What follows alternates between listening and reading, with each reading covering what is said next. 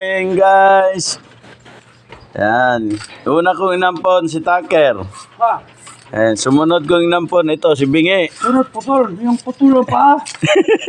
Ito may bago na naman ako ampunin. Paralyzed. At saka yung bulag. Tama na tama si Bingi kasi sabi niya, pag may maligaw na naman daw putol at bulag, ampunin ko na naman daw.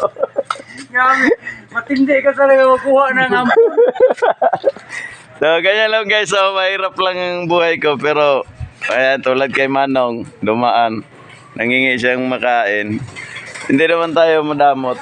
Sino yung kausap ng misis mo? Hindi, vlog yan, vlog. Vlog. Yan. Grabe yung mga kinuha mo mga badi-badi ba, puro. Tawa si Bigay kasi lahat daw na inaampon ko, puro problemado. Ito kasi siya guys, taga Leyte, Bingi to.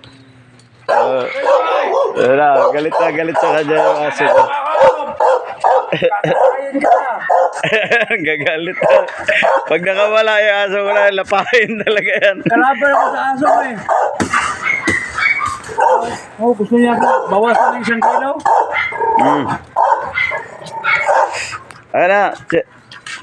Ayan naman. Napadaan lang yan si Kuya. Pahingin tubig malamig. Bigyan natin pagkain, kawawa naman. Okay, kain. Manok yan, manok. Okay lang? Ha? Okay lang manok? Sige, kain.